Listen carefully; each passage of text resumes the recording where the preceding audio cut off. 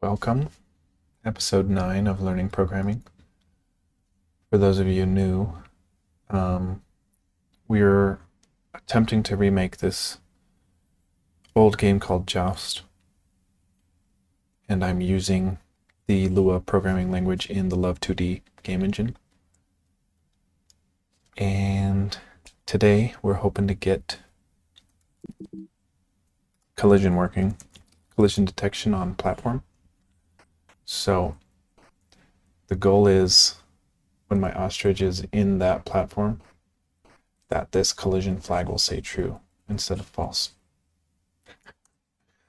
Because if we can detect the collision on platforms, then we can say, hey, if it's a top collision, then you're going to bounce downward, and then if you're colliding on the bottom of the ostrich, then that becomes the ground for you to walk on.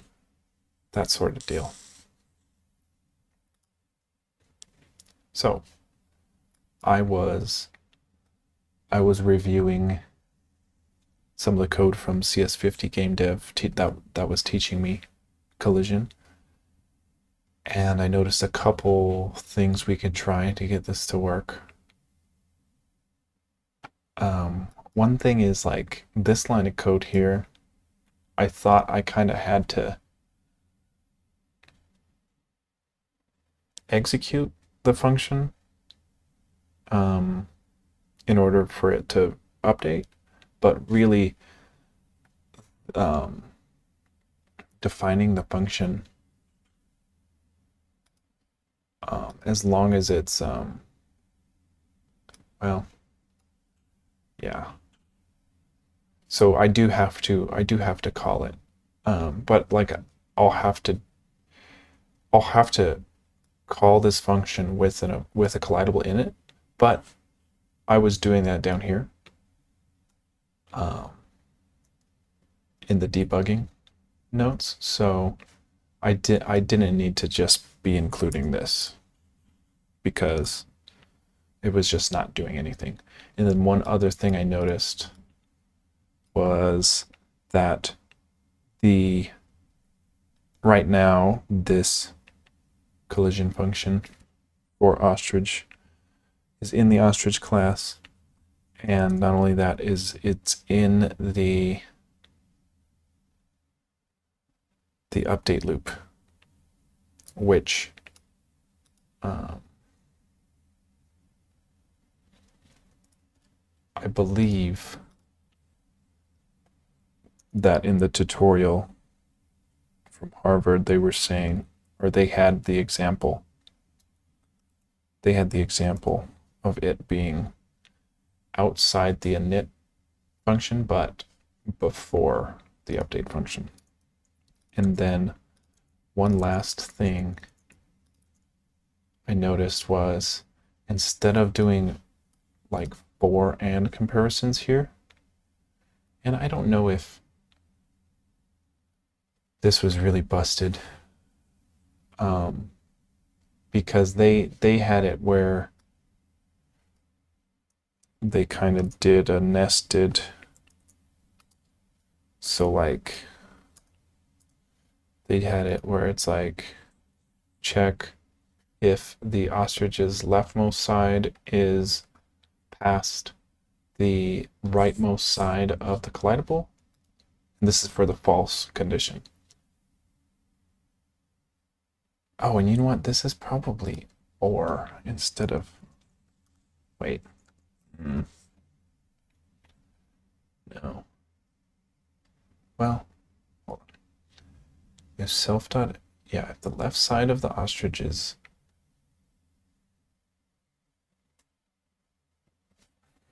yeah, I think it's an or. Because at least for this first, like, all of this logic is to define what isn't a collision. It's just easier for me to wrap my head around the what isn't a collision than the what is a collision for some reason. But it's the same logic, just kind of inverted. But I'm saying if the ostrich's leftmost side is past the rightmost side of said collidable, it can't be a collision at all. And then I'm also saying, and if, or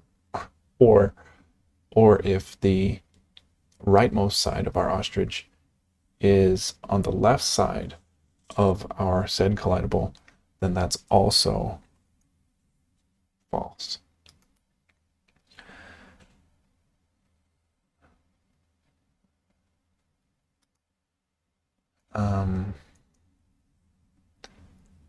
So in the CS50 code, they sort of did it like this, where it was like an if, then another if, then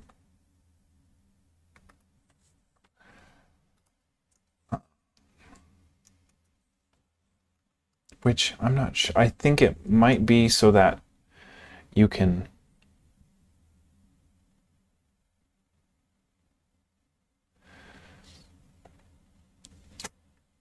yeah, this is tricky. Because my gut tells me that this is not right. Because if we want to return false if any of those are true. But if, like, let's say, if this is the case, that'll evaluate to true, so then it'll go to this one. Then I'm saying if the y is, see, let me just do it how I think, and then I'll see what was so bad about it. But I think the and might have been screwing us, and I think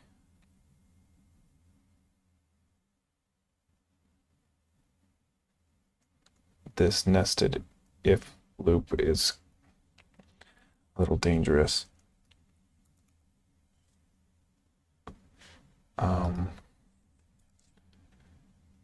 And then instead of doing an else return true, the tutorial just had it down here because I think the reasoning is that in this function, if any of these conditions gets evaluated to true, then false will be returned, and then it'll exit that function. So it's like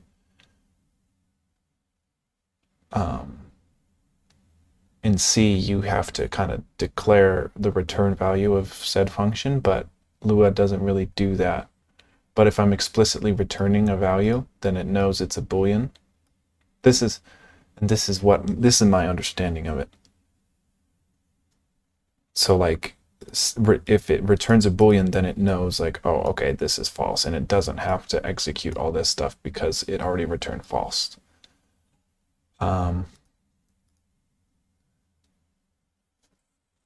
So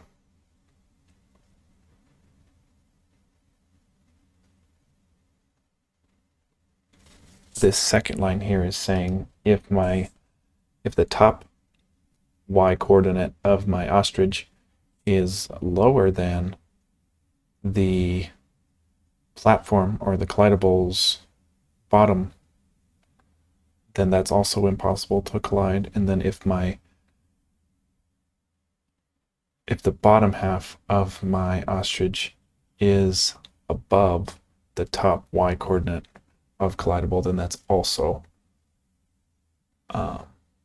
false. And then let's say none of these conditions were true, it would bypass both of these if loops and just return true, being our effective else. So now that we got that, and it's outside of the update function,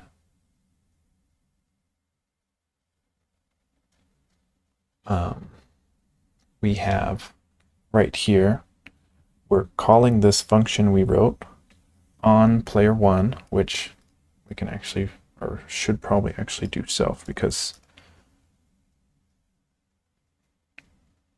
yeah, because it's in the ostrich class. So So if the self collides with platform 1, which also has an XY width and height, then, it'll print the Boolean.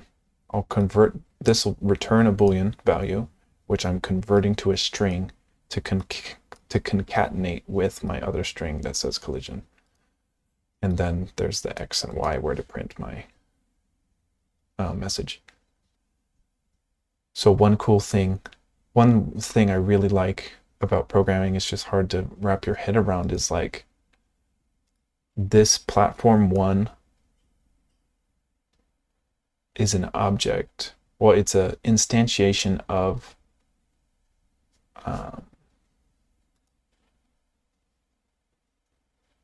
where is it? Place state. Right here. So I have a platform class.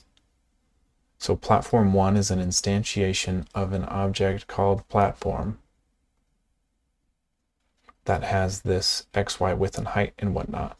And the cool thing is like in my platform code, this XY width height, all these parameters are being set equal to the value, the actual argument that's being passed in. So when I pass in, let's say it was an XY and a width and a height. When I pass in this 80 as an argument, then the parameter platform 1 dot width gets set to 80. So that's why I can do this code where I'm saying with where I can say, hey, this collidable's X. So even though this doesn't say platform, when I pass platform in, then this will turn into platform.x, platform1.width, platform.x, platform1.x, and all that good stuff. So I just think that's cool, and it's a little hard to wrap my head around, but I'm finally like starting to kind of get that, because your parameter names don't have to equal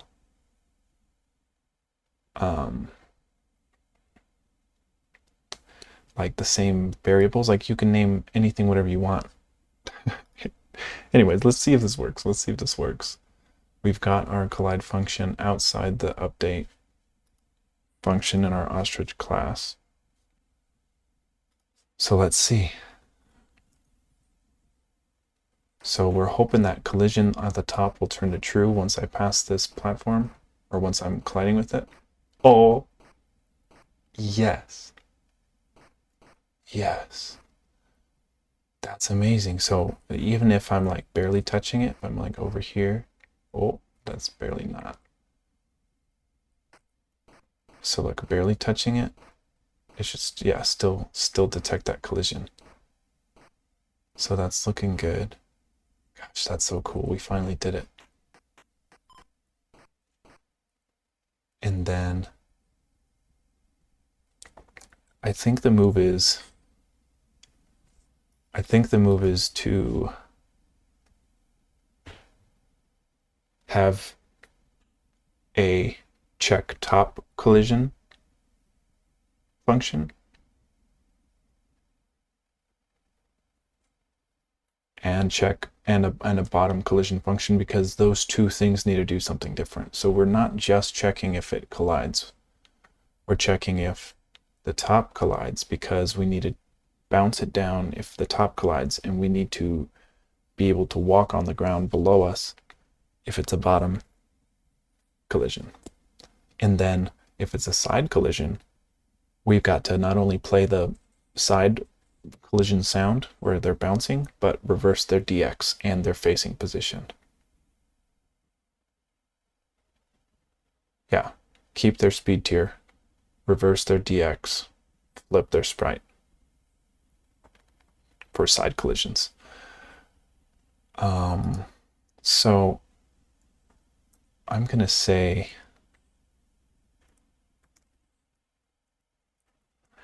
that this function is now going to be called ostrich, or it's going to be called top collides that you call on an ostrich object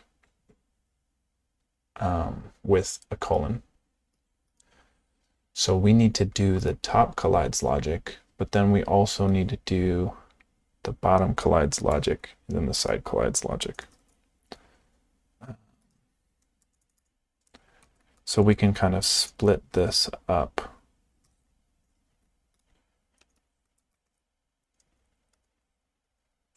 I'm super stoked that we got the collision working after that. That makes me really happy.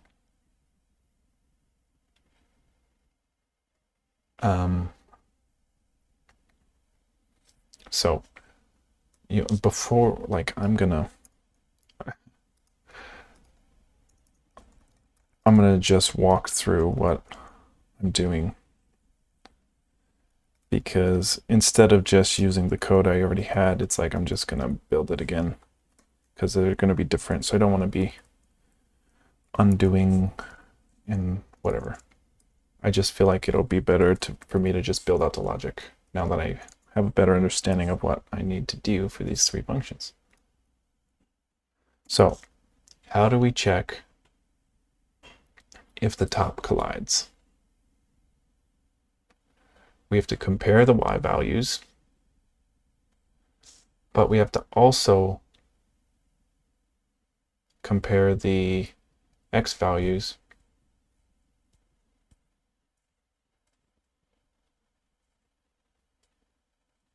Yeah, so one thing I'm kind of thinking of is, as I'm implementing the logic for this stuff, right now there's a platform and I can fly through it.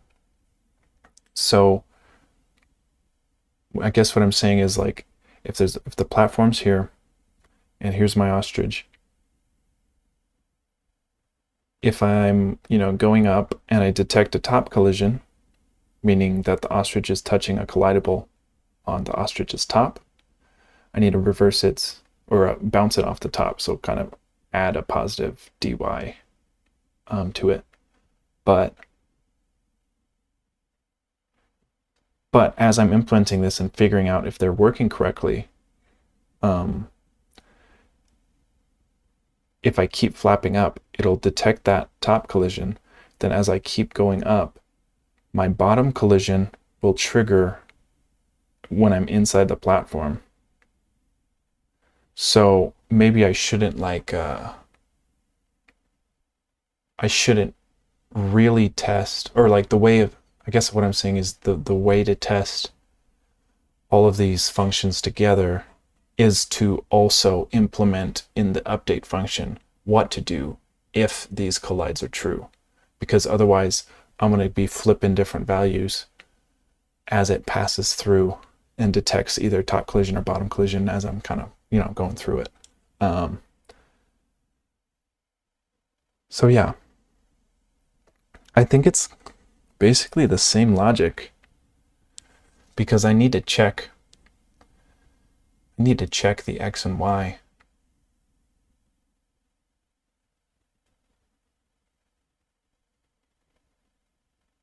Hold on. So yeah, I'm trying to think, how do we detect?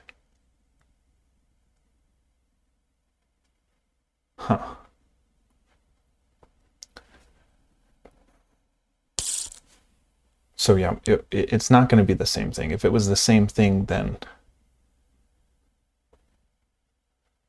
yeah, we just need to check the top side, but we need to check the top sides x and y. Yeah. So we can say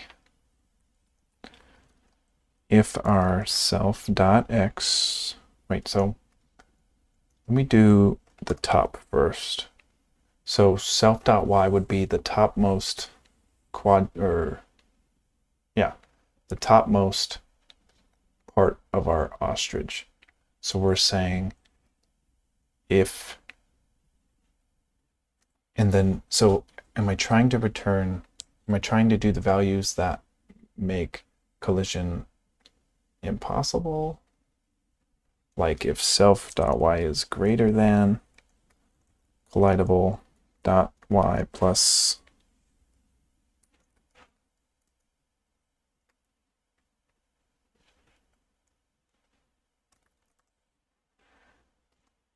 so if self y is bigger than the collidable y plus its height, then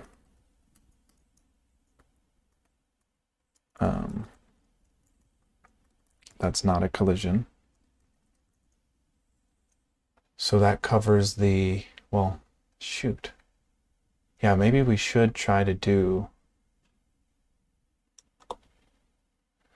So yeah, the way I first kind of encoded axis aligned bounding box collision in my brain was the impossible version, meaning like I know that the logic is checking for the false collision. But we need to check for the, I don't think we need to check for the true collision. Gosh, sorry, it's just confusing, guys. I'm trying to understand it too. So under what circumstance do we know the ostriches collided at the top? Well, if the ostrich's y is bigger than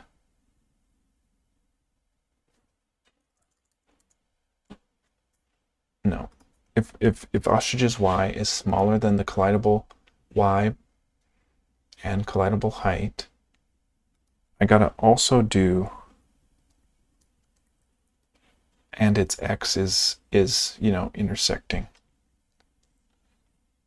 Hold on, let me just like try to wrap my head around this.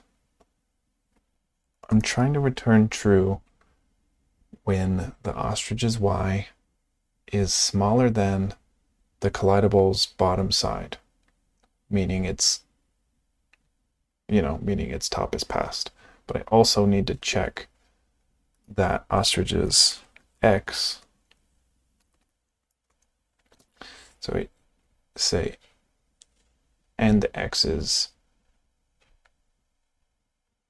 so x is just the leftmost, so I gotta say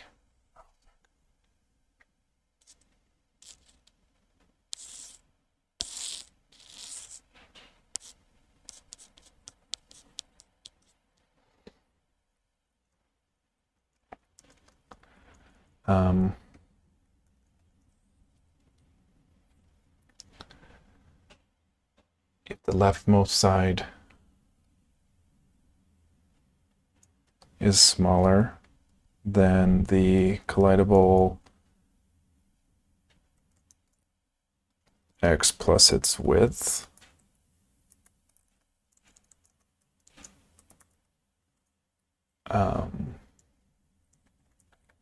or no, oh,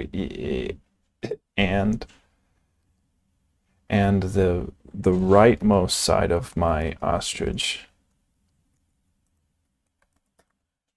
is greater than the left side of my collidable.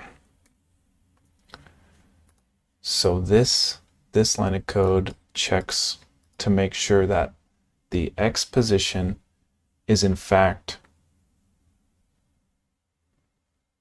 on a collision course for the collidable. Gosh, that's so stupid. Yeah, so I'm saying if the left side of my ostrich is smaller than the right side of the collidable, and its right side is greater than the leftmost side of the collidable, and then also, and the ostrich's y is smaller than the collidable's bottom edge, then return true.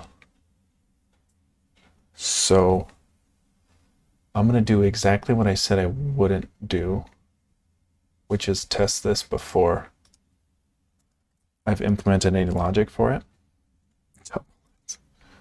So self-top collides. So, and the reason I said we should implement that stuff before is so that, because right now, let's say I'm falling onto the platform. I'm not exactly sure. Like this will only return true if my y is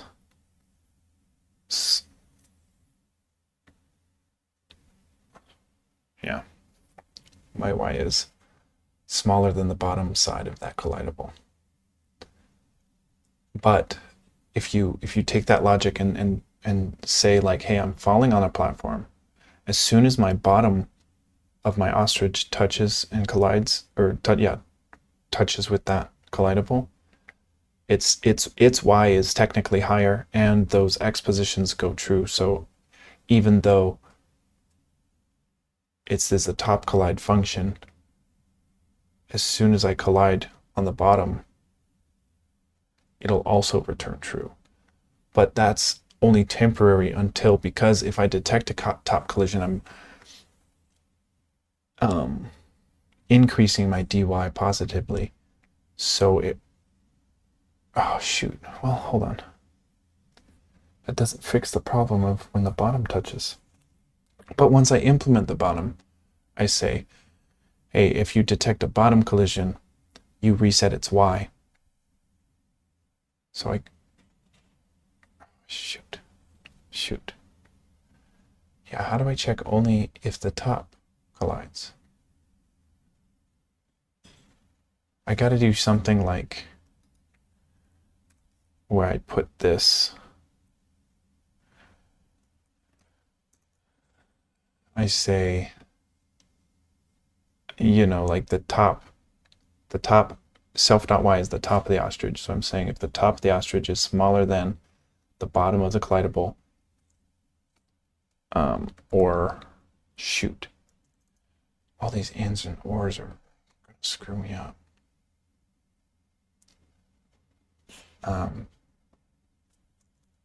So it has to be smaller than the y, and it has to also be,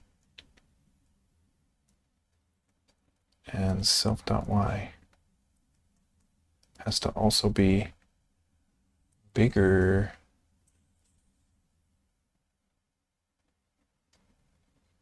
than the, yeah, so like the top edge of my ostrich has to be bigger than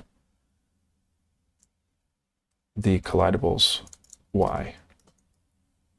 So like only the top part of my ostrich will return a true on the top collide. Otherwise, return false.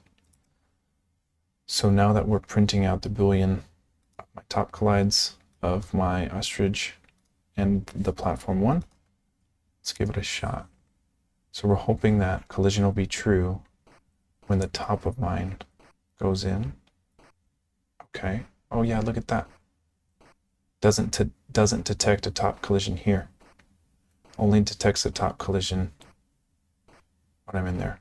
So the only potential problem with this is if my y's, my ostrich's dy is so negative, meaning I'm moving up so fast that it actually on one frame is right below the platform and then on the next frame is above it, then my top collision will never get set to true.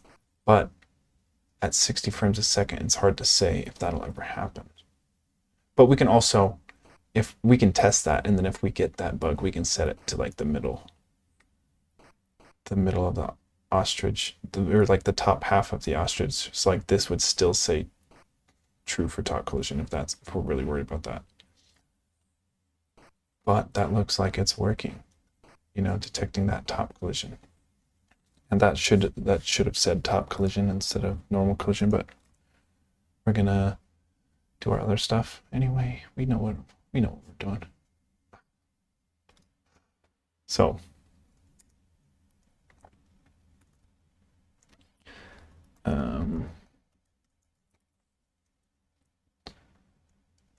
how do we check?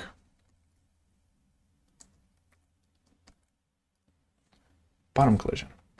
Basically the same thing. We're going to see if the self.y's, but we also have to add the self.height because we're going off the bottom of our ostrich. The bottom of our ostrich is greater than the collidable's y.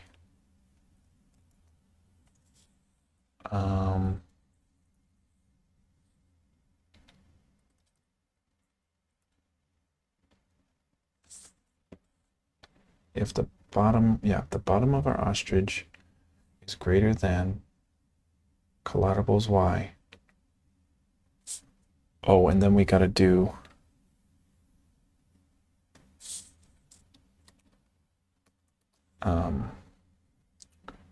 and the bottom. It's like we just implemented this. Like this second condition is saying, well, so the first one is if the bottom of the ostrich is lower than the top of the collidable and higher than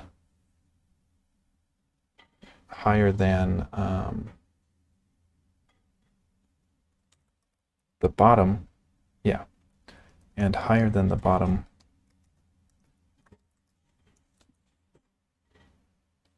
higher than on the y-axis would be smaller, higher than the bottom of the collidable, which would be the collidable's y plus the collidable's height.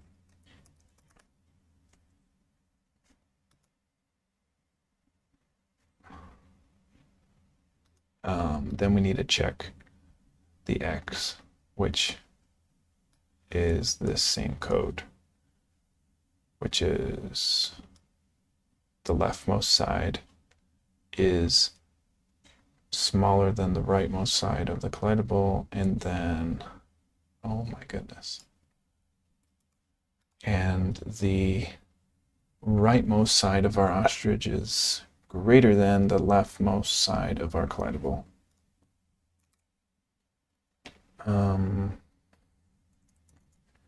Yeah. And if both of those things are true, then we've got ourselves a bottom collision. Otherwise, false. So what I'm going to do is print us up two values. I'm going to print us up a top collision and a bottom collision. I'm going to shift its x over since I added more words for the bottom collision, and then this can be lower on the y, and this needs to be calling our bottom collides function. So now let's see. Oopsie. You know what? Oh shoot, man. Why?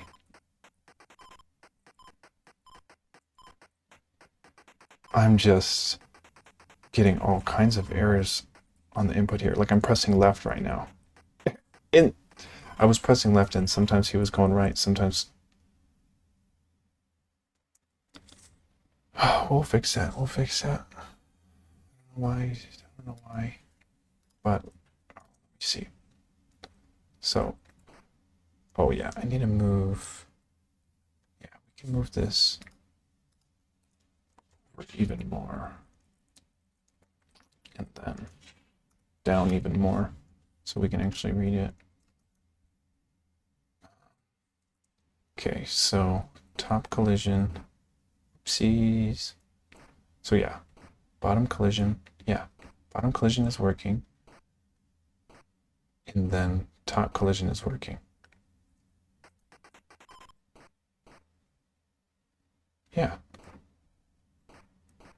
Okay. Cool. And then we should even get it to work over here too.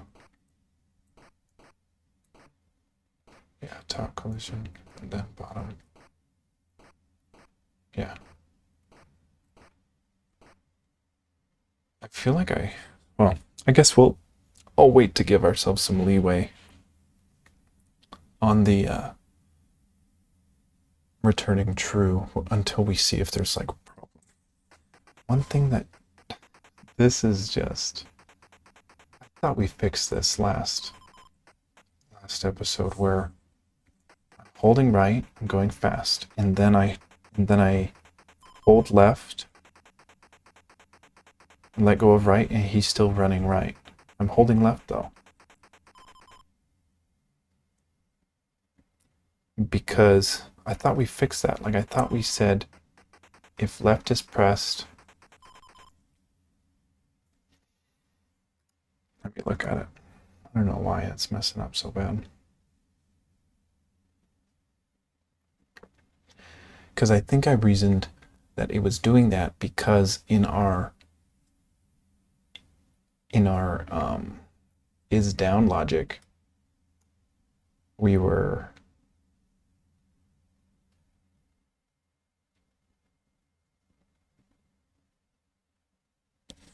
I thought because the problem is left. The problem is I was holding left and I was going right. So why would that ever happen? And the truth is is left down. See, I thought we fixed this because I think I just have to say if left is down and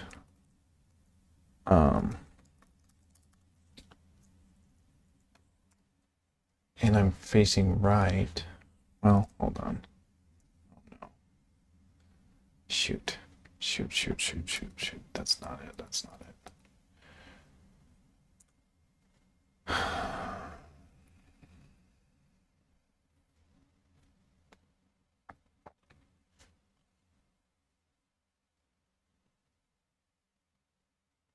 I'm not even remembering what frame tracker was for. I'm incrementing frame tracker by dt. Oh, frame tracker is just like the how long the key needs to be held in order to speed up the speed tier. But if left is down,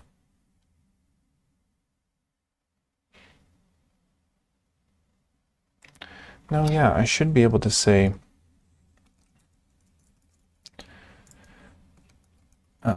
if it's facing left,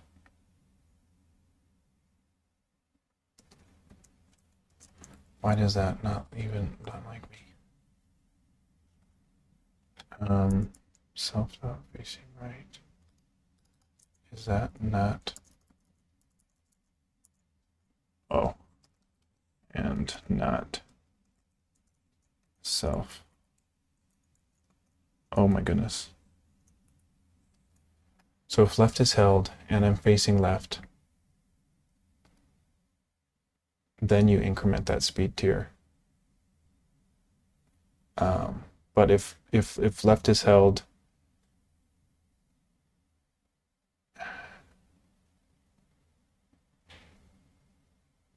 yeah, this is where the problem is, but I guess I'm just a little stumped because the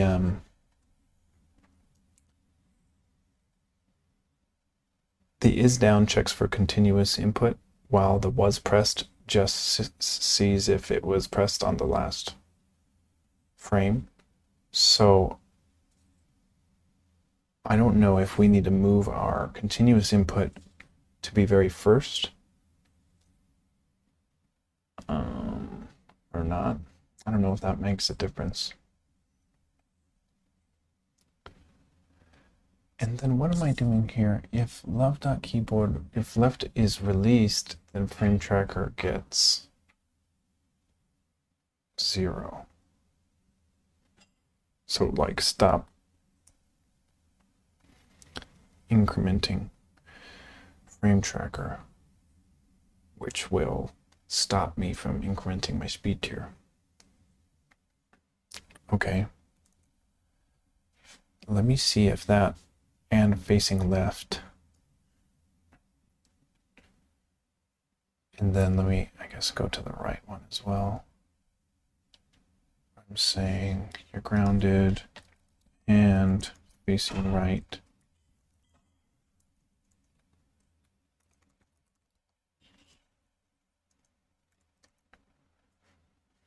Let me see.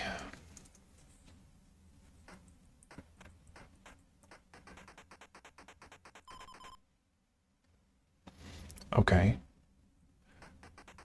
So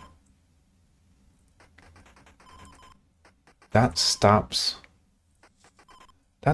the bug from happening, but makes a new bug. So it's not incrementing my speed tier, but the original game, because like, so, okay, here, I'm going to tell you what I'm doing is like, I'm going to the right. I'm not pressing anything. He's just going. Now I'm going to hold left. In the original game, he would slow to a stop and then start booking it left, because since left is held, it's going to increment its speed tier the other way, getting faster and faster. But me saying, hey, only increment the speed tier when it's down and you're facing the right direction, that's where the bug is being made. So I think we just need to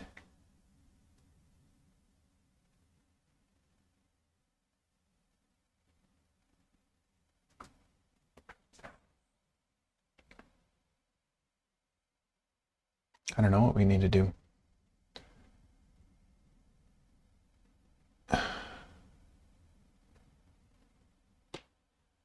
We need to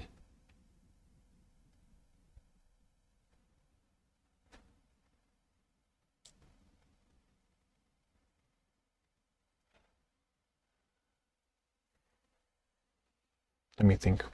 You're running to the right. You hold left. What happens? Well, this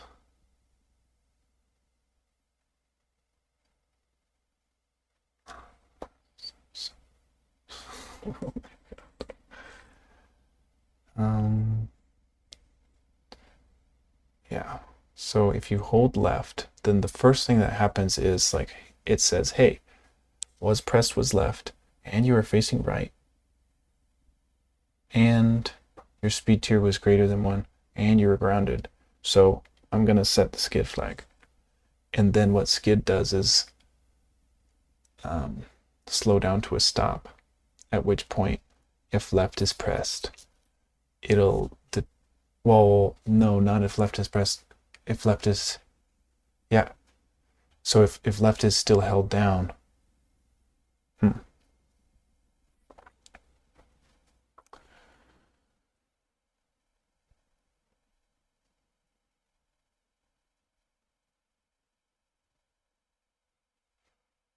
it's a complicated one. Because, yeah, this is just, I mean, it goes back to the complexity of what one button press can do in this game.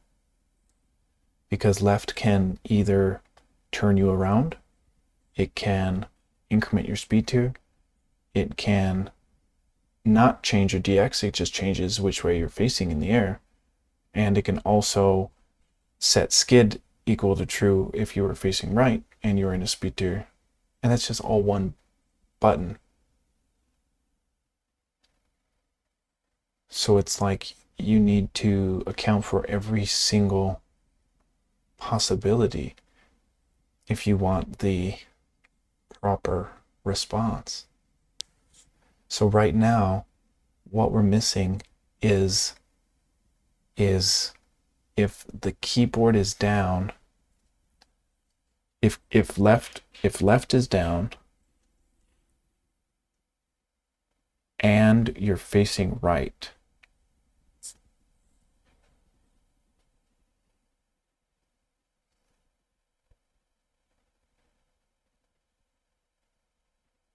Is that right?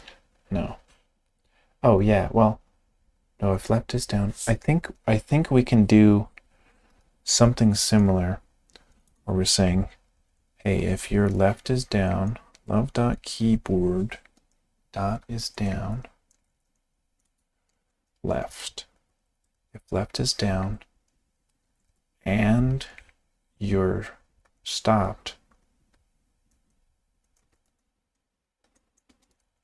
mother, and you're stopped, and you're grounded,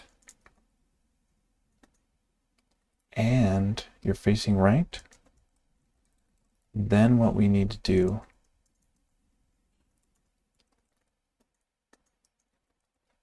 is set you to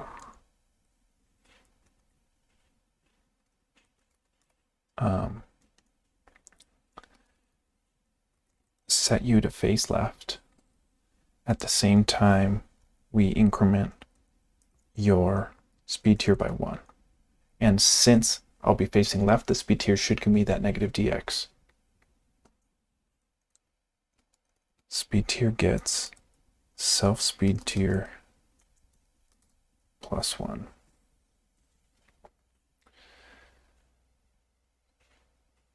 So this is down only goes if we're not stopped.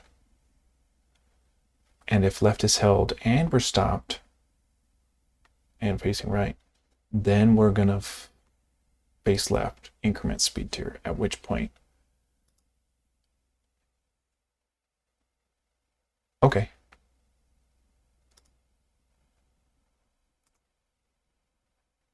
So let me just say, like, this is left is down. Well,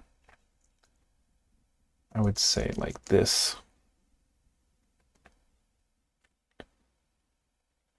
Makes ostrich go left if left is continuously held. I think.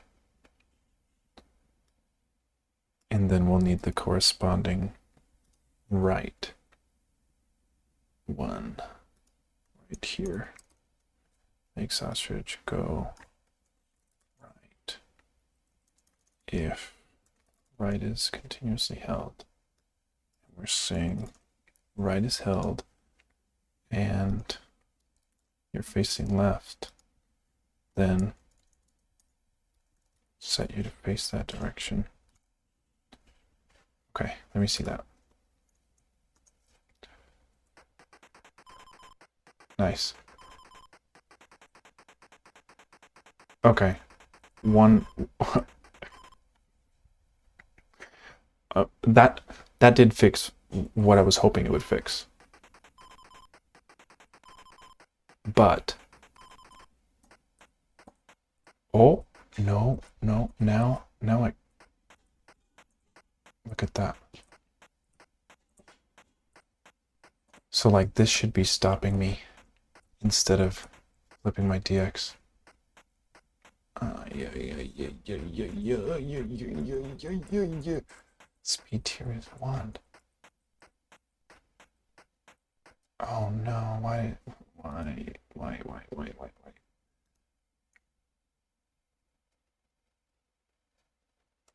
Oh, frick. I'm gonna see if that bug is a result of that code I just added.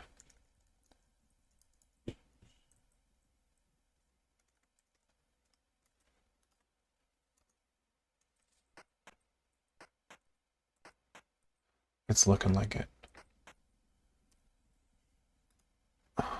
So why would left?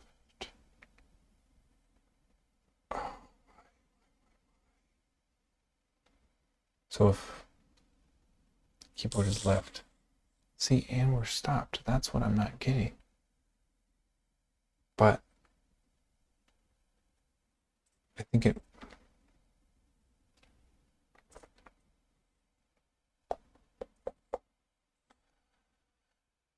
God damn, this is tough, guys.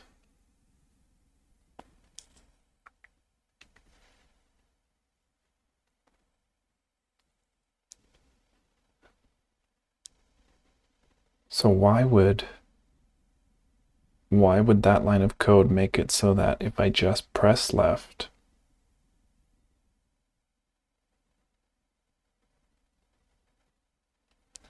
when I'm facing right, well, yeah, that's correct. It's correct in being buggy, because that means if I'm stopped and I'm grounded and facing left, wait, no, because, where's the stop logic here? Stop when facing right. So I'm saying if was pressed and facing right and speed tier is 1, then stop. So what was happening was I would be in speed tier 1.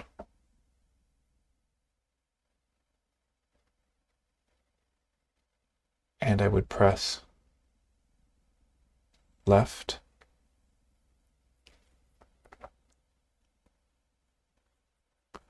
and it would change its DX. So maybe I don't want to increment speed tier. I just want to set it to face the other direction, and then shoot, that'll just make me stop, no? Because the problem is if I'm holding down left, this only checks for continuous input.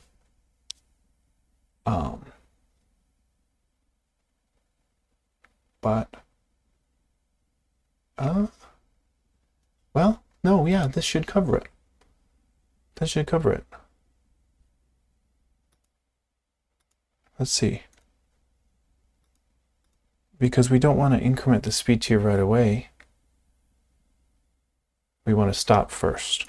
And then if on the next frame right is also still down, then we'll increment the speed tier, which might work.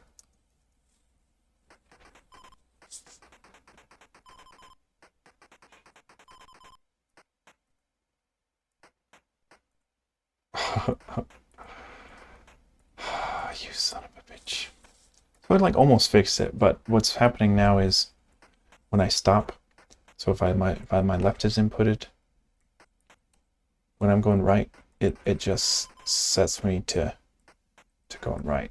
So I only want to set right to false when my speed tier is 0, not when my speed tier is 1. And I have that here. But so if left is pressed,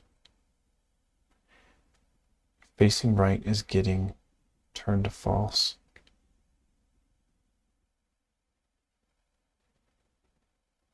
Shoot.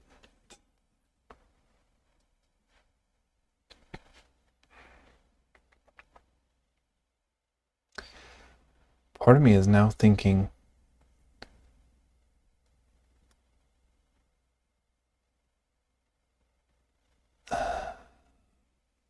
that we might need to put the is down logic in the else if code block.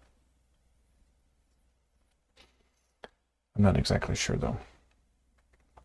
Maybe at the very least these two should be in an else if.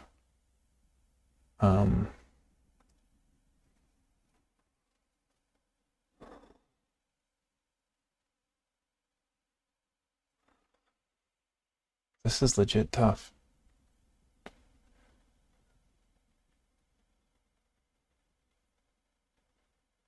So the problem is, let me just try to define one instance where I know it's wrong. So look, I'm facing right, speed tier is 1. I press left, I should just stop.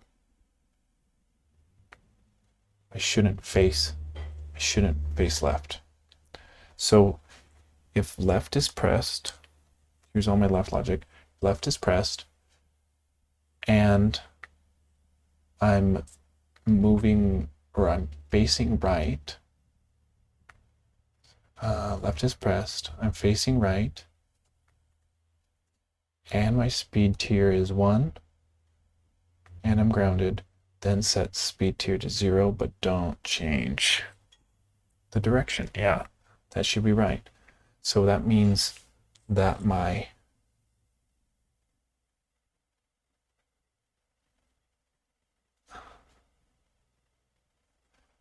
and then this shouldn't be messing with it.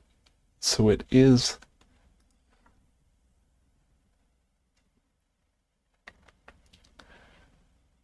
it's something right here, but it's like,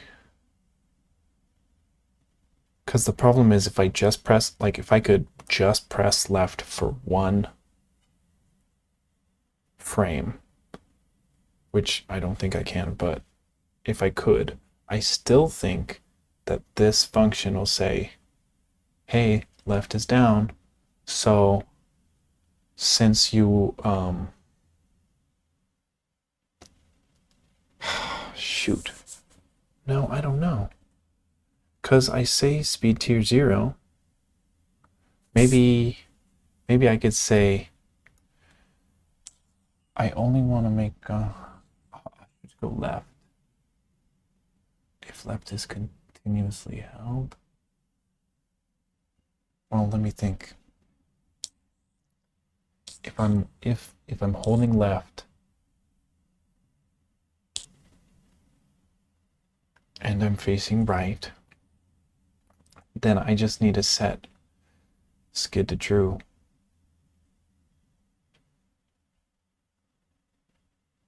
No, I need to set skid to true.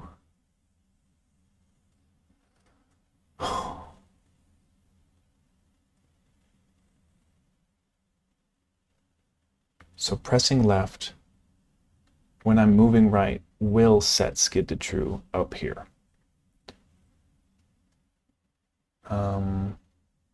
Right here. I'm moving right, so skid will get set to true. When do I set here? Wait. When does skid get false?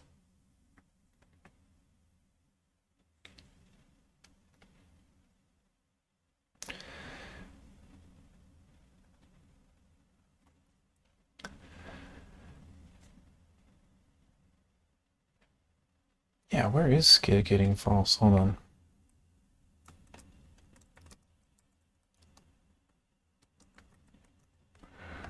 Right there. So I'm saying, oh my gosh. Skid gets false if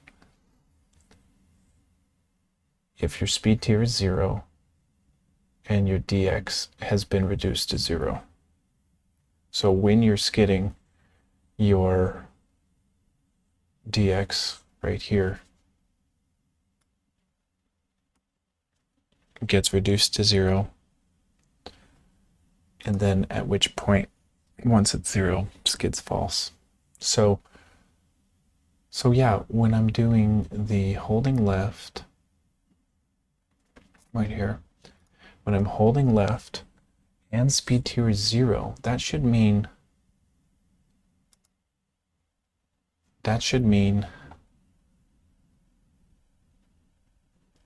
once I've stopped, because I'm not saying, so I'm still confused why it's turning left when I just press it after moving to the right. So I'm in speed tier 1, I'm moving right, I press left. Why is facing right getting false? Because I wasn't in speed tier 0.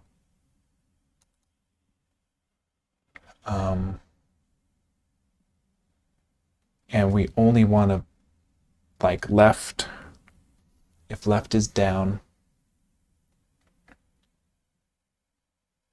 we might want to be facing left, or we might want to be braking. But if we're braking, our speed tier isn't going to be 0, is it? Does speed tier get set to 0 as soon as we skid?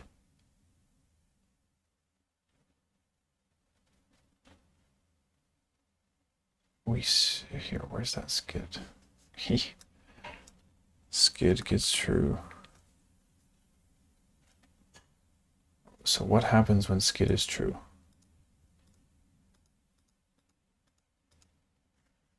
Oh, well, it's a Boolean, so it's just if self-skid.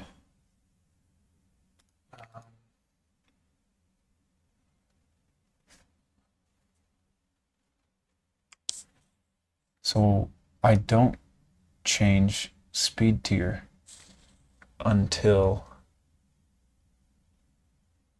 my dx is 0.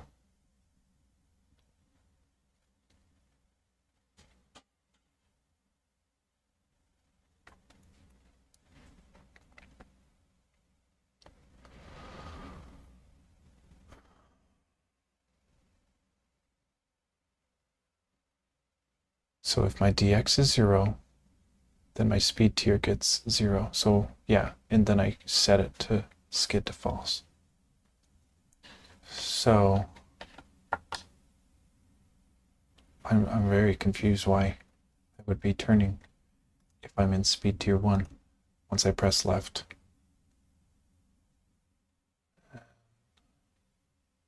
Because yeah, so this one only executes if I'm already facing left. So if I'm facing right,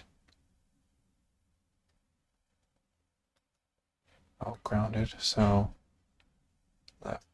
Oh my god, okay, left is pressed. Speed tier is greater than 1. Yeah, that doesn't do anything. So the only 3 times, so it's like the facing right Boolean, which is incorrect once I'm, gosh, I'm trying to explain this for you guys. So look, I'm facing right, I press left. If I'm in speed tier 2, it works like I'm supposed to, but if I'm in speed tier 1, he just turns. So when I press 1, or when I press left, facing right is false means facing left. So a facing right dot false, either this one, oopsie, is there a way to, I want to like highlight more than one spot. There we go, command. So there's a facing right is false, there's a facing right is false, there's a facing right is false. So when I'm moving to the right, it wouldn't be this one, because this is saying, well, see, and that's the problem. This, I'm saying the speed tier is, hold on.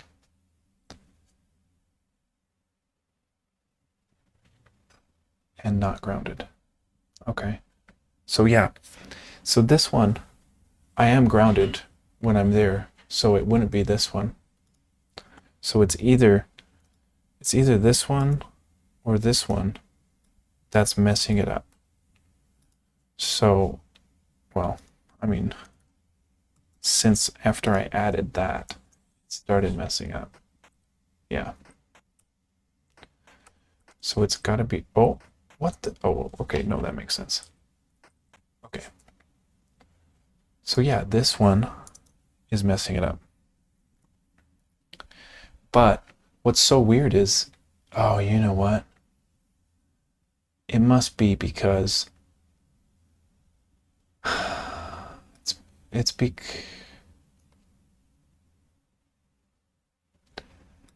so what happens, here's my reasoning. When I press left and I'm moving right, this is only set to execute if my speed tier is 0, but as soon as I press left and I'm facing right, and I'm grounded, which is this one. As soon as I press left, wait, hold on. It's pressed. Oh, and speed tier is 0. So no, there's, huh.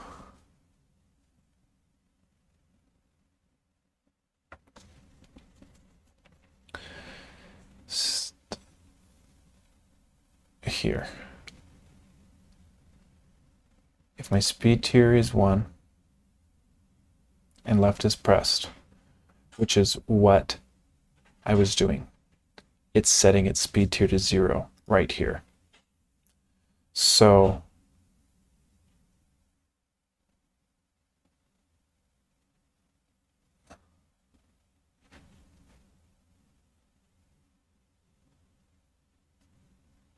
this is getting called on that frame.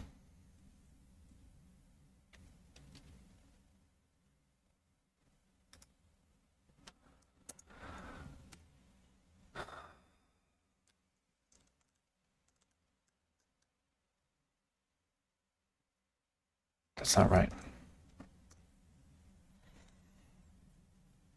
I don't know. I'm really baffled. I'm pressing left in speed tier 1 when I'm facing right. So that's this line of code right here. So I'm pressing left when I'm facing right and my speed tier is 1. I'm setting my speed tier to 0 at that point.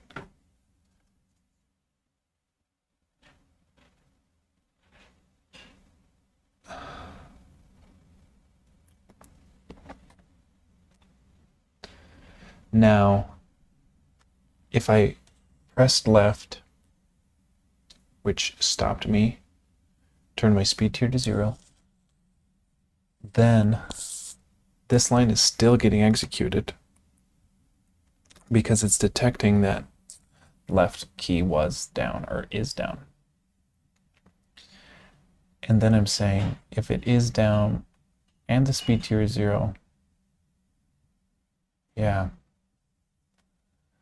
So it's like, it's the is down that's screwing me here. But we do want to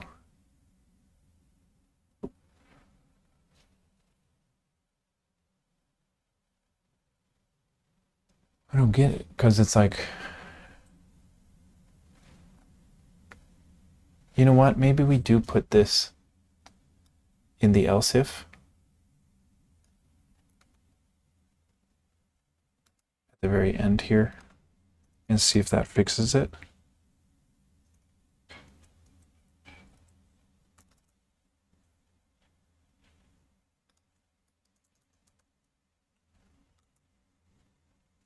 Let me see if that fixes it.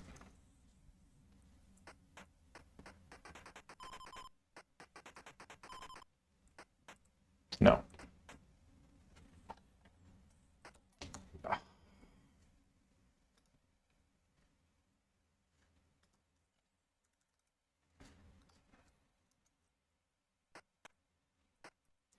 See, that doesn't make any sense to me, because I would think that since this is in a else if, since left was pressed and my speed tier was 1 and I was grounded and I was facing right, it would set its speed tier to 0 and then it would wait for another input. Like it would go to the next frame, at which point pressing left,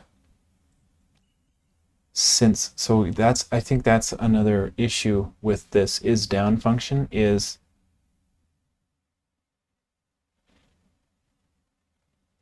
if I only press it once, that doesn't mean I only pressed it for 1 frame. So if I press it fast, still I might have pushed it for a total of 4 frames. So on the second frame, it detected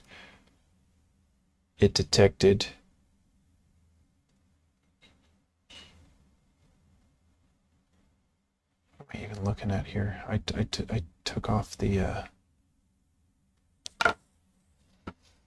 Okay, no, that's okay.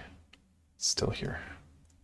It detected that left was down on that next frame, and it knew I was in speed tier 0. So as far as it knew, it was like, okay, I'm going to be facing left now. Which isn't the case, or isn't the wanted case. So how do we check for continuous left input without screwing the tier 1?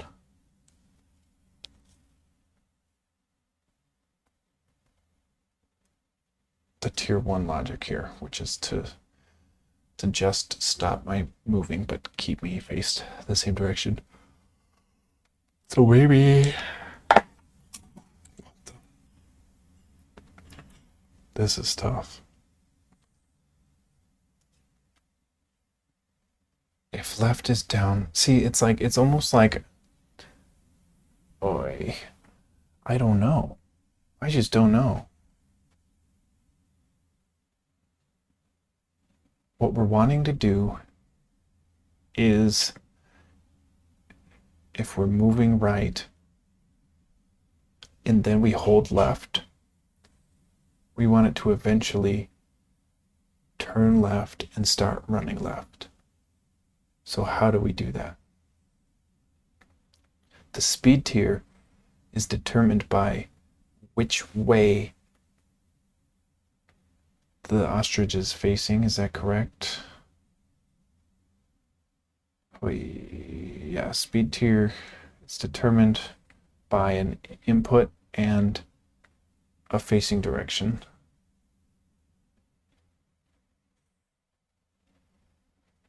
So if left is down,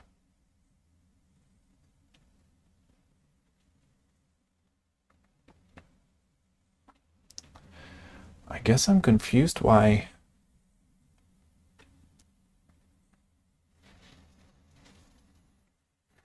this line of code.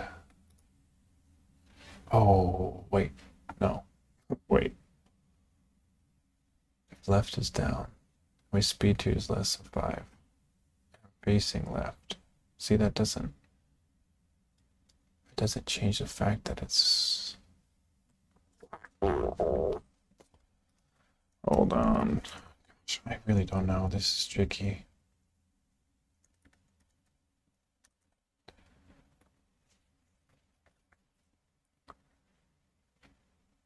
I'm going to make sure that this is right first. Why?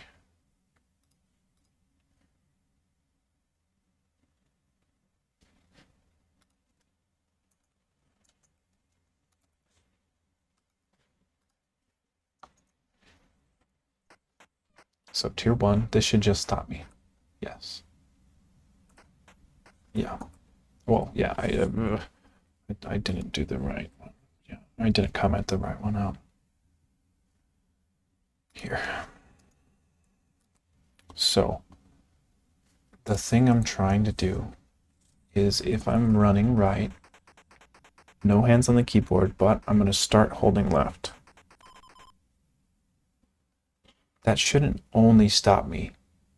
It should now increment my dx to the left. So how do I do that without screwing with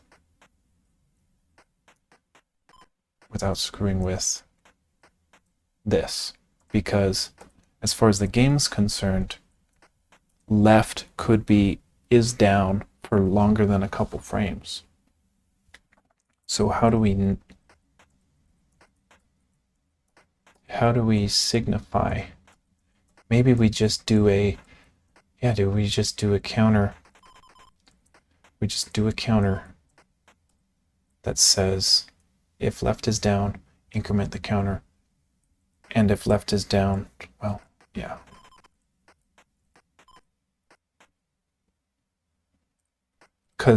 So the tricky thing is, yeah, if I'm walking, tapping left should stop me, but holding left for like a second or two, it should stop me and then get me moving left.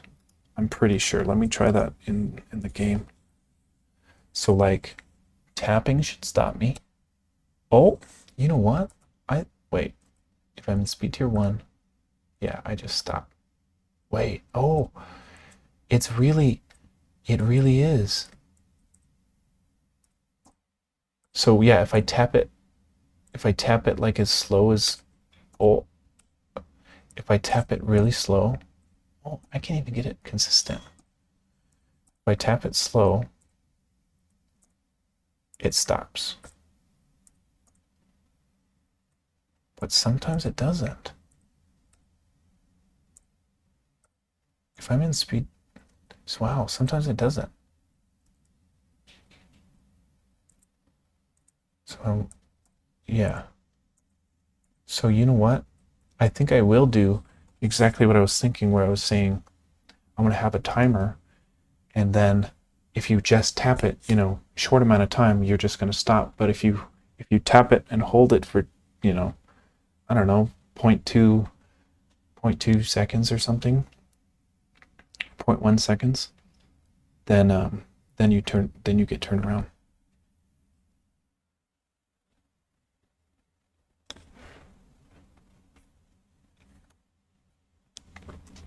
Let me do the left one first. So if left is down and my speed tier 0 and I'm grounded and I'm facing right, then this is where I'm going to increment that value. I'm going to say this just needs to be an if. I'm going to say, what would this variable be called? It's a timer. Let's just call it turn timer. Turn timer gets itself updated by delta time. Not what I wanted. Then I'm going to say if turn timer is greater than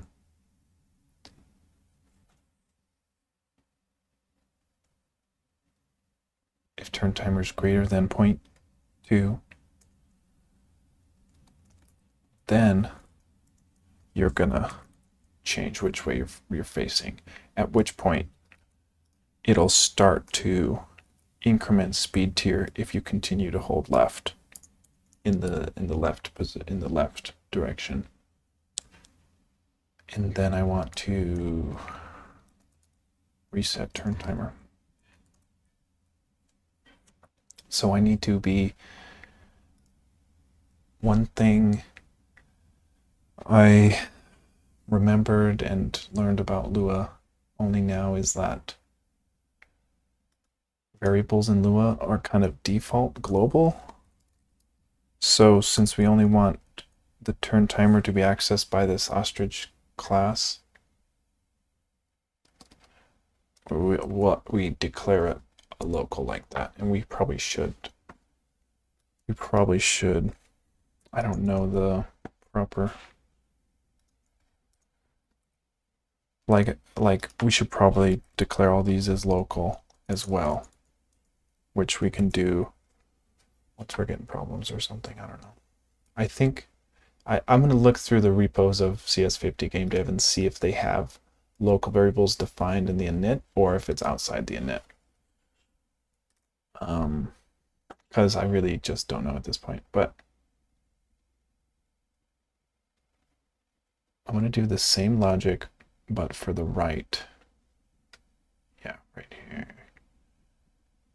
I want to do this here.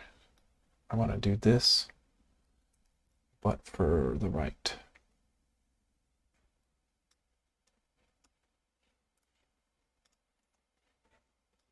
Okay. If right is down, and I'm in speed tier 0, and I'm grounded, would this be, and I'm facing left, then increment turn timer by delta time.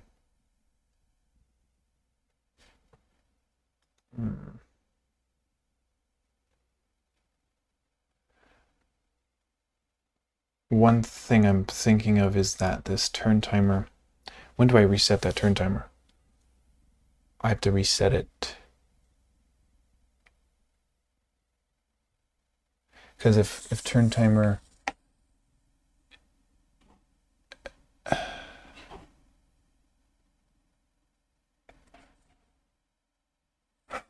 when do I reset this turn timer? Upon stopping, like upon speed tier being 0. And when it gets bigger than 2. So I need to go to when I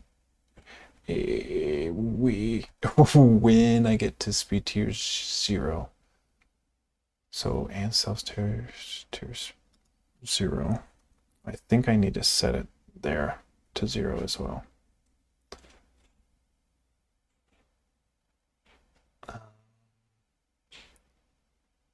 I need my left. Speed tier 0. Turn timer 0. What do you think, guys? You think that fixes it? I've got little faith in it.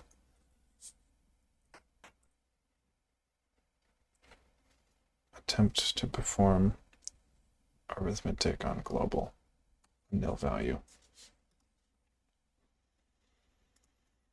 I don't know. Maybe that means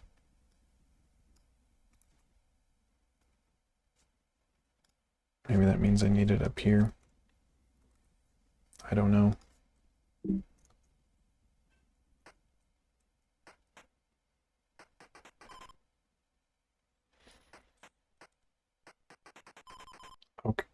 Okay.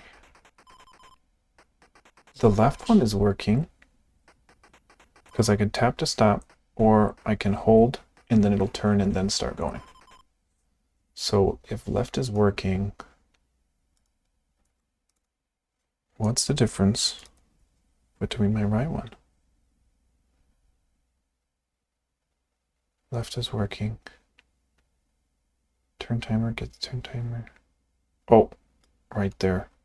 This is why they say don't copy and paste.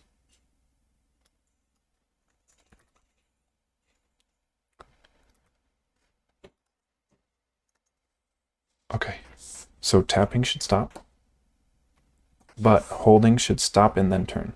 Yep. And then same with right, where tapping right should stop. Yes. Then holding should go. Okay.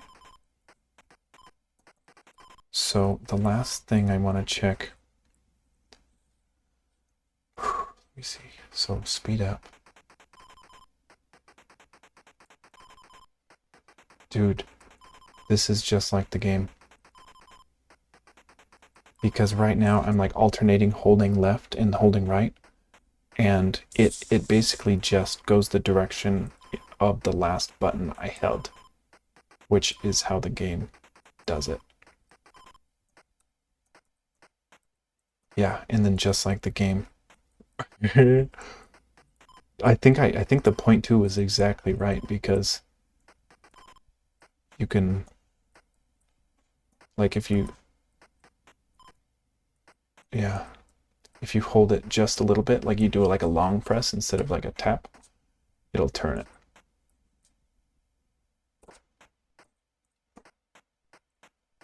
Wow.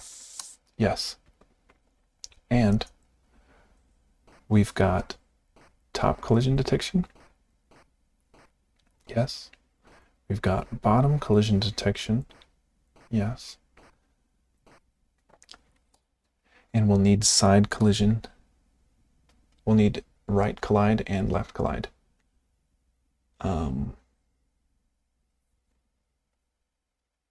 That's big. That's huge. Let's try to implement some of that. Why not? Here, we need ostrich right collides. And we need ostrich left collides.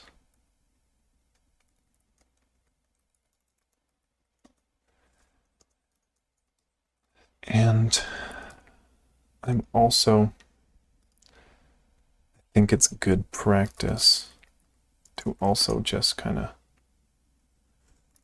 back up as you go, because it's like that was like a good snapshot worthy of a commit, probably. I mean, definitely. Git commit m, say added top and bottom collision detection and fixed player movement when keys held. Nice. Git push original joust. I'm going to merge this into the main branch probably next episode, because I don't think I'm going to go back to that other first joust I had at this point. I mean, I can still always recover it, but I should just do git push origin main. It'll be in the main branch, because this is the main branch now.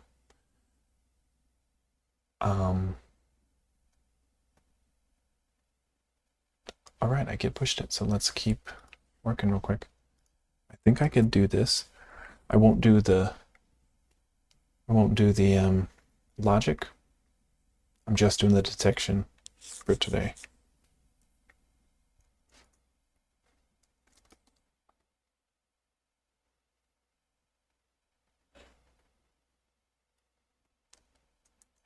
So, how do we determine that the right side of the ostrich is colliding with the collidable? Well, if the ostrich's x, so like if the right side of the ostrich, the right side is greater than the left side of the collidable, and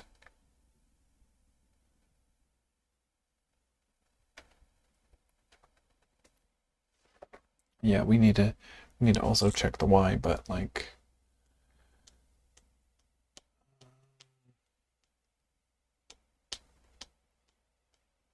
yeah. Okay. Then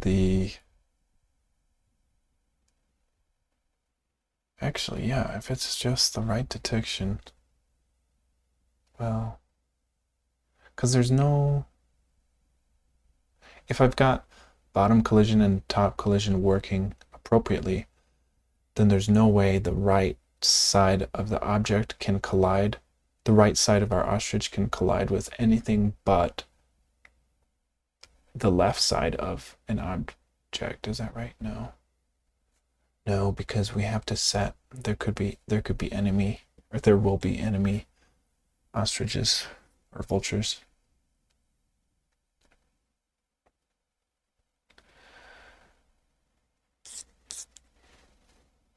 But it would be, yeah, there's no way the right side of our ostrich can collide with anything but the left side of a collidable, right? Yeah, we shouldn't need to check.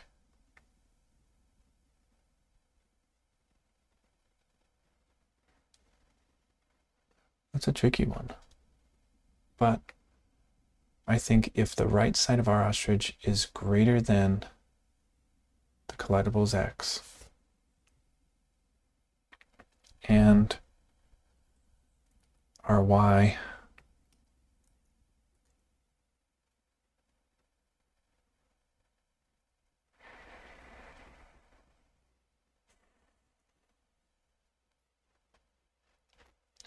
we got to do,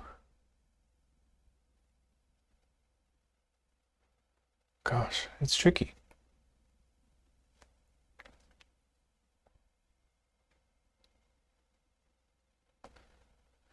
Why do I feel like it's trickier than just the top or bottom?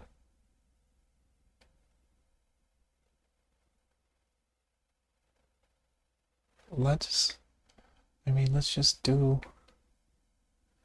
the same process. So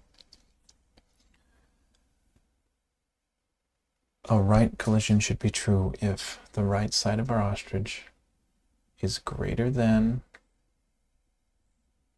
a collidable's x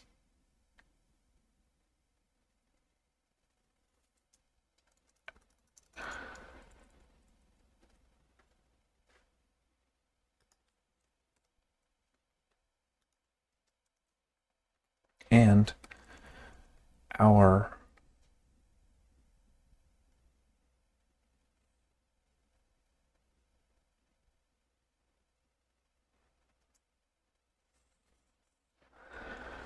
our top, gosh, why is this so hard for me? Our top of our ostrich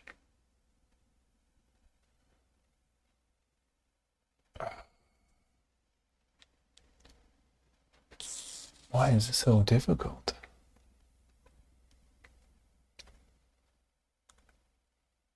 The top of our ostrich, this is saying if the right side of our ostrich is greater than collidable, but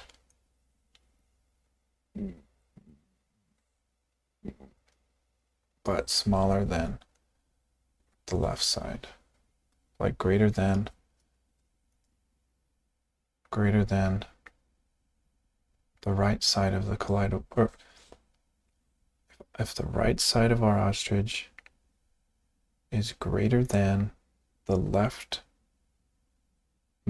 side of our collidable,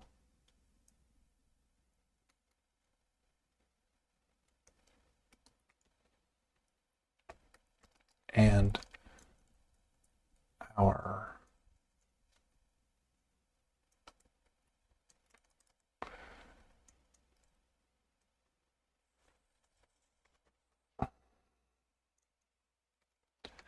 and the right side is smaller than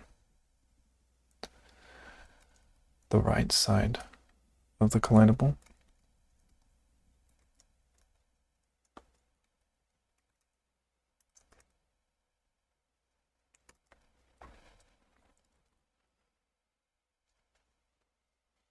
that just checks our x for collision, but we also need to check the y. So it's like the right side is bigger than the leftmost side, but smaller than.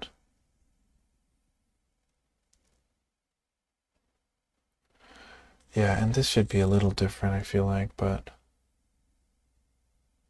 because it doesn't need to check this far in. It doesn't need to check if the right is also smaller than the whole end of the collidable. It should just be like a 10 pixel.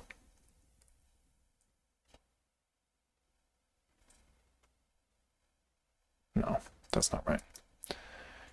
But it should be like a 10 pixel this plus 10 instead of the width, you know? So, because it can't, and I say that because if the platform is this wide, like if the bird's here, not that it can be there, but it shouldn't trigger a collision there on the right side if the bird's way over there. It's just checking the leftmost side plus a little bit to compensate for its dx in the update function before I reset it to not be clipping in the boundaries.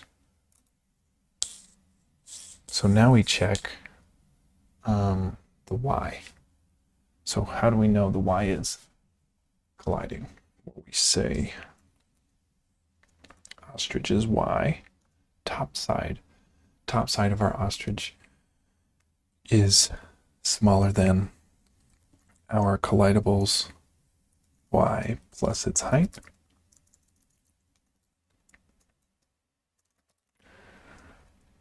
And the bottom edge of our ostrich is smaller than, if the top edge of our ostrich is smaller than the bottom edge of our collidable, and then our top, hold on, top edge of ostrich smaller than the bottom of the collidable, and then the bottom edge needs to be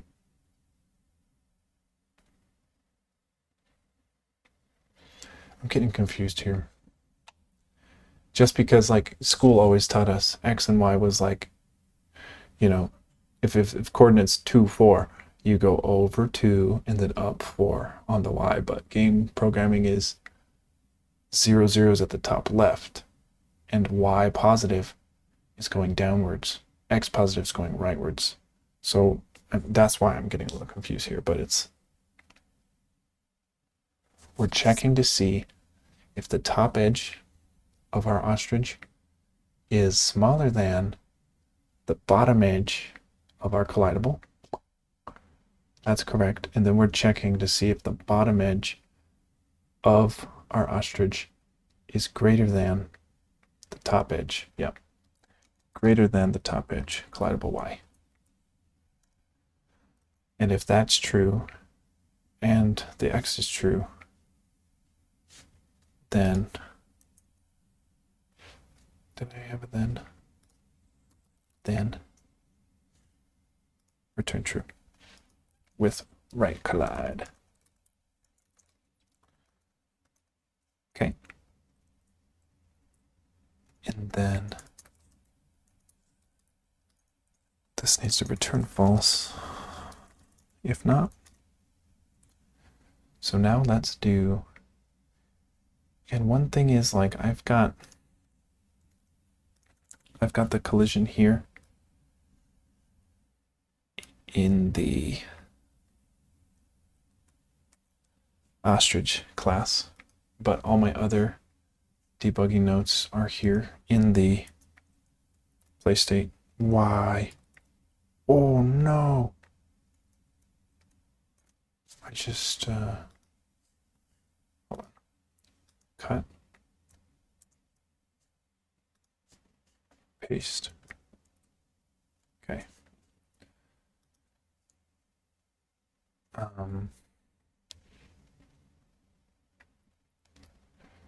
Yeah, we need to say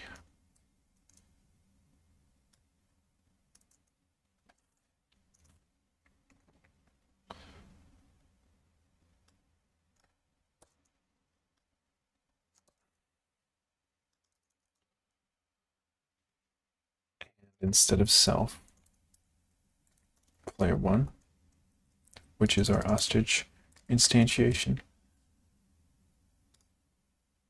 And then we don't need. So what's cool about this function is I don't have to say, love.graphics.print for every single one of these, because I'm just concatenating a bunch of strings into a table. So I'm saying like, hey, give me some lines at the beginning. And then I'm pretty sure the fact that this table takes in a bunch of values, curly braces is a table in Lua. And then this second one is saying new line. So it's like putting a new line at the end of every item. So I don't even have to say, hello world /n and printf. I don't have to say any of that stuff. I just give it a string, and then this puts all of that to work for me. So okay. So I do need little commas here.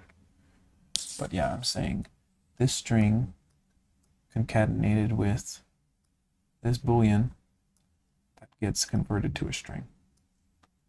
And then I need the right collision as well.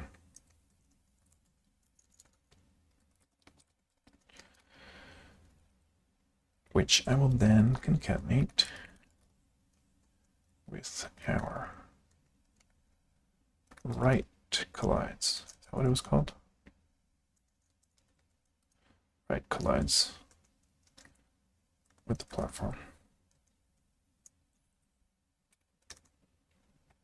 Okay. Let's see. Oh, not what I wanted to do. My bad. Okay, let's see if top collision works. Yeah. Oh, see? Yeah. Okay. So it's like, let's see if the right collides is true over here. Good, it shouldn't be. But this is what I was saying, where it's like, if I'm in the middle, right collides is going to be true. But it's not really a right collision. But we'll I think the point two was perfect for perfect amount of jank that that the original just had, because it's like I tried to just stop and not turn, but I ended up turning real quick because I held it just too long. Like that. But that's how the original game is, so I'm happy with that. Gosh, it looks so cool. Yeah. So right collision is working. Top collision is working. And bottom collision is working.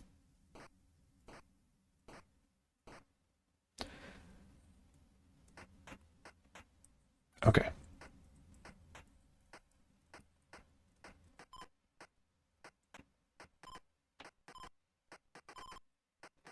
It's so much fun. Okay. Let us implement our last collision function, and then we'll call it a successful day.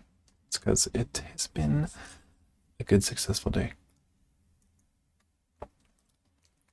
Let's see how fast we can do this. How do we write a left collidable function?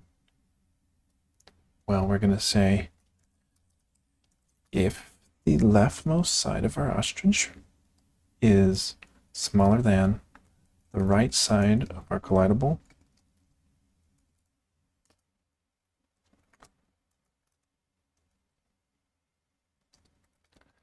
and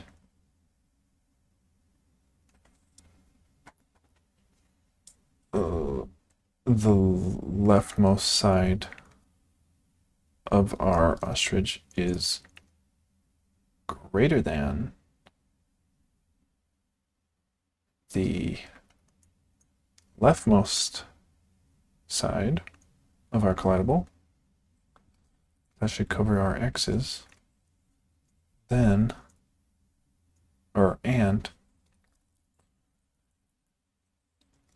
our ostrich y, the top of our ostrich, is smaller than the top of our collidable,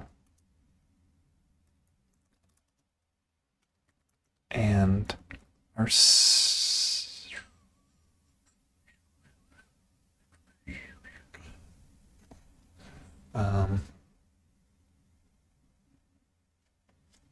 bottom, our bottom of our ostrich is, let's see, why our top of our ostrich is smaller than the bottom, and then if the bottom of our ostrich is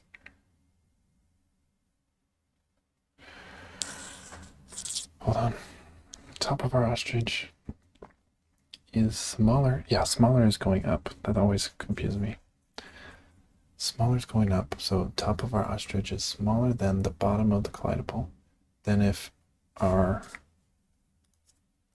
bottom ostrich is greater than the top of the collidable, then return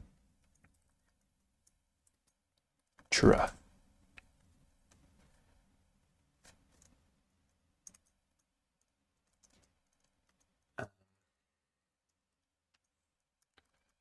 Return false.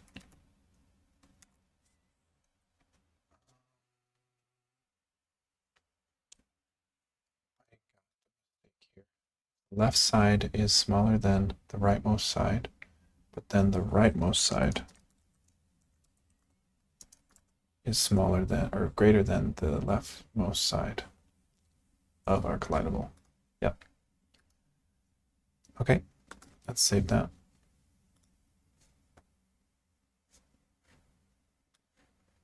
And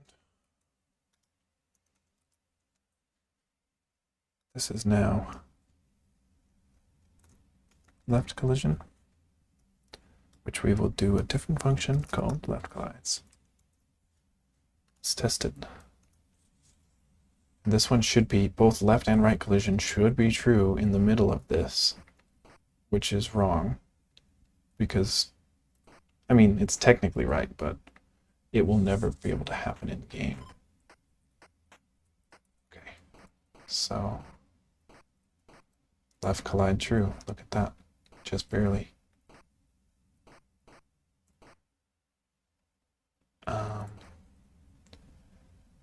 And then let me check my ass will trigger the left collision, which it shouldn't. Oh, you know, I mean, I agree it shouldn't, but it does, and it makes sense that it does. Oh, look at that. See, that should not be the case. Yeah. I'm gonna say that we need to fix that. I mean, in the game world, it'll be impossible for that to happen. Right? Well, no. Because if I'm facing right and someone collides with my ass, a right collision should be detected. Well, maybe not.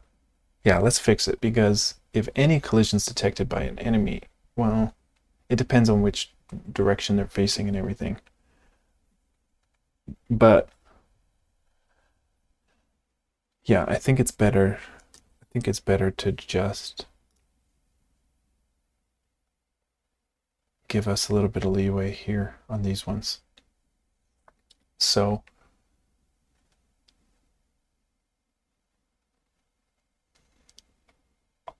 I want to say the right collides. We want to see if our leftmost, or we want to see if the rightmost side of an ostrich is greater than the leftmost side and smaller than the width. See, this is what I was talking about. Like, let's just give us a 20 pixel buffer on that side. So right, because like, or let's say 25. And then I think, so then our top of ostrich is smaller than the bottom of that. And the bottom is, I think that's okay. Yeah, I just think, and then on the left, we're seeing if our leftmost ostrich side is smaller than the rightmost side of the collidable, and our rightmost side is greater than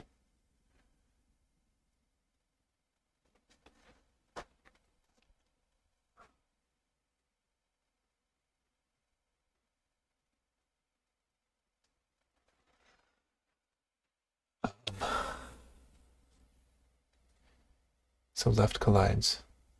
If our left side of ostrich is smaller than the right side, but this is a little wrong, I think.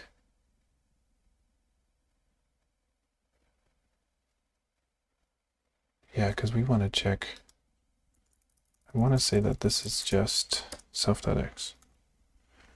And it's left side is greater than the leftmost side of our collidable. The left collides, but this should be not the leftmost side, but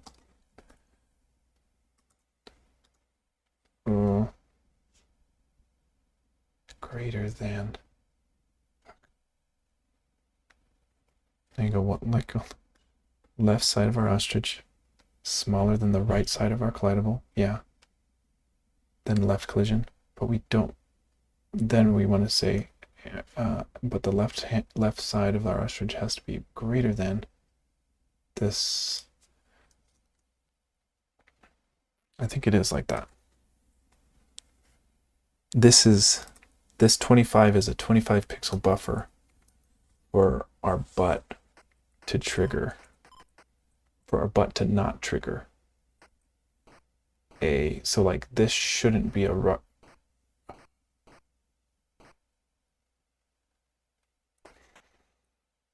this shouldn't be a, this should not be a left collision, even though it was last time we did it. Yeah. So if I'm in the middle, it'll probably, oh my, hold on. I just noticed another bug. See, so that maybe should be.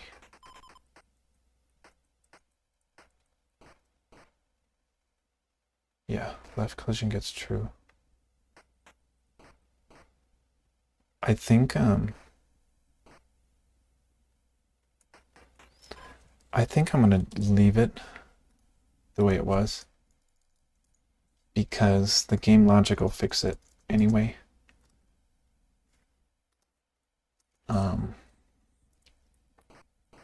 So this, even though its left side shouldn't trigger a collision. Wait a second. Why? Oh no. Top, bottom, but right is not working.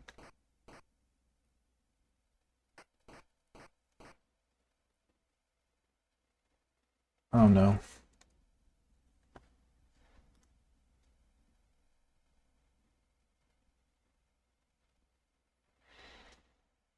Right collides. It's rightmost side is bigger than leftmost side. It's rightmost side smaller than.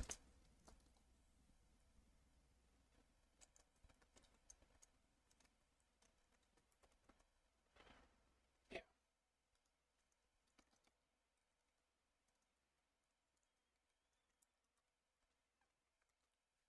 So the bug I noticed was if I'm speed tier and I'm flying, upon landing, I'm going to be holding left. And he's walking right. So that might mean, okay, let me make sure collision is fixed. Yeah.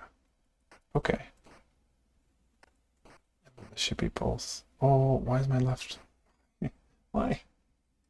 Left collision not working.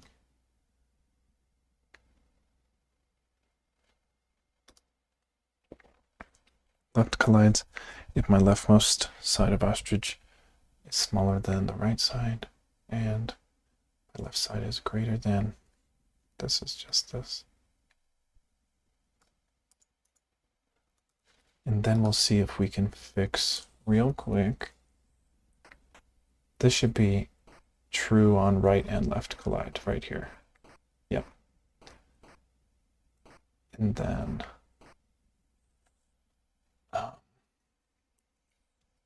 we need to do it so that if left is held,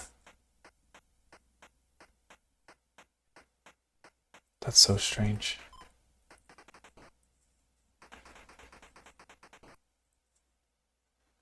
Let me make sure that's the case in the game, where if I'm flying and then I hold the opposite direction, if I keep my input or keep my dx momentum.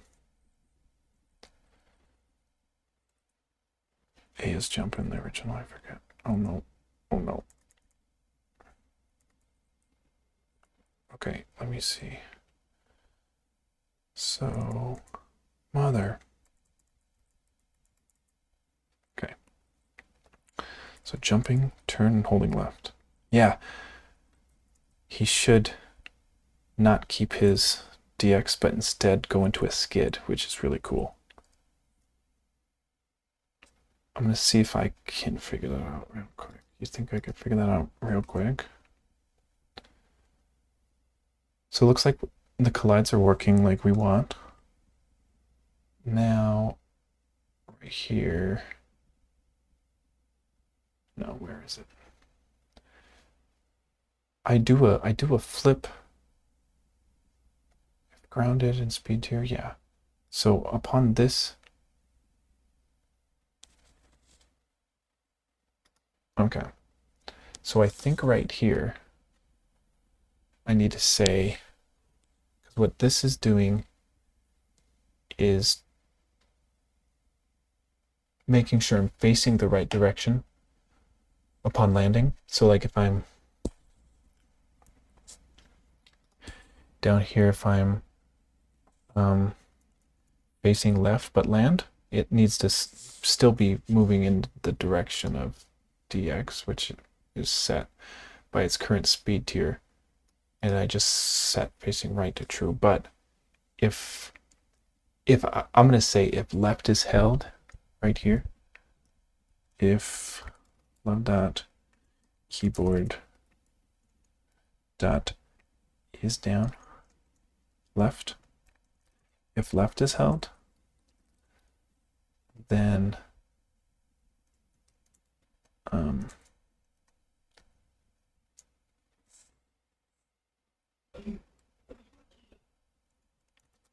going to skid.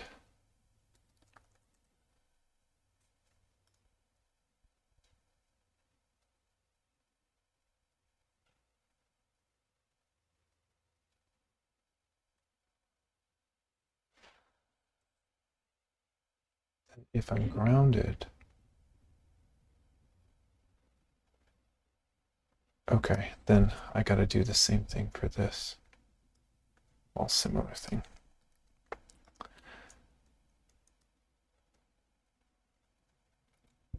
Saying if right is down,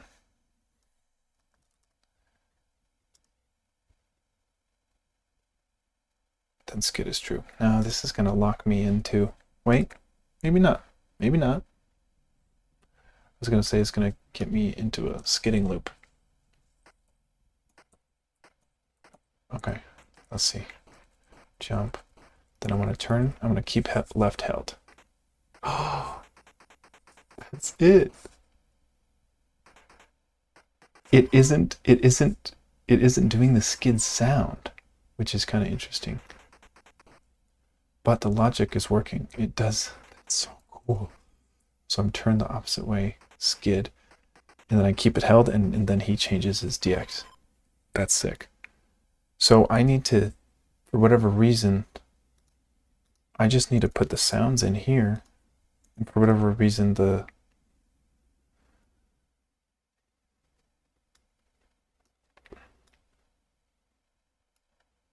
I need all this. This is what I was saying, where I should put all of this in a function. Or like I should put stop all sounds in a function or something so that, well, I really don't know.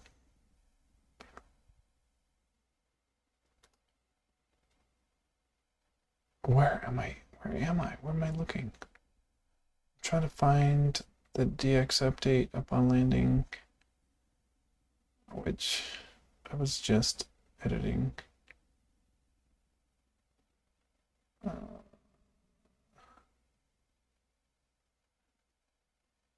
Holy crap, where was that? Here.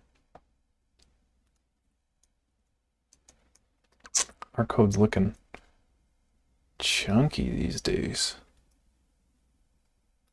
Okay, stop all sounds, play skid. Play all sounds, loop skid. So let's see if that fixes our audio.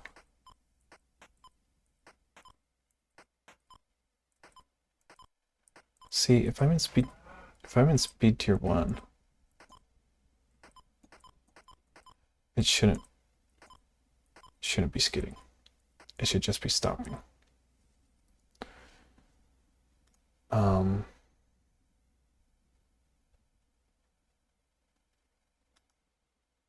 Fuck. This is so complicated. Like, let me see if, because the skid getting set to true there.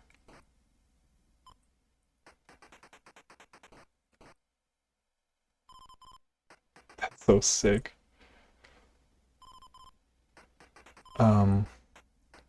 The skid getting set to true there.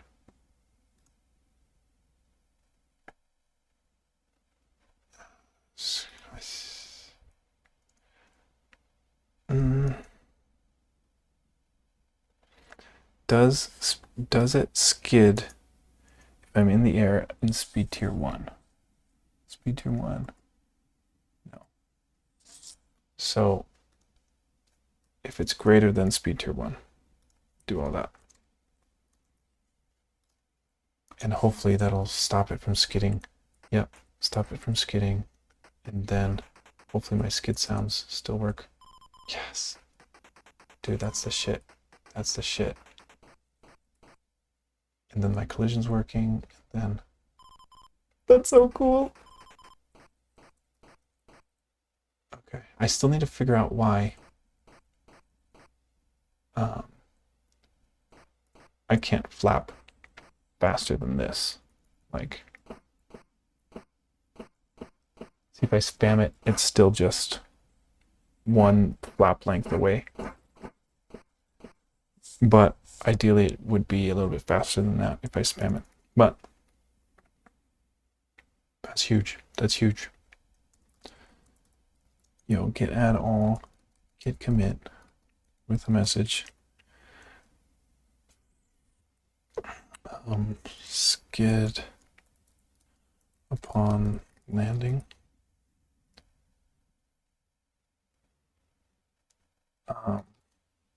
As well as added left collision. Oh yeah.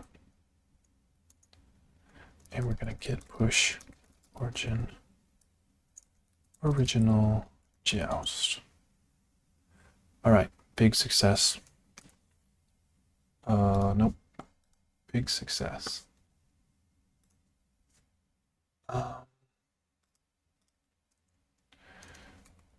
That's awesome.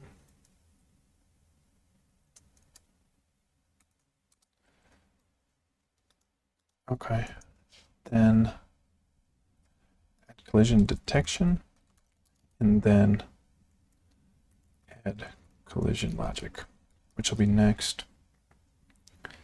And then I also want to merge original joust into main.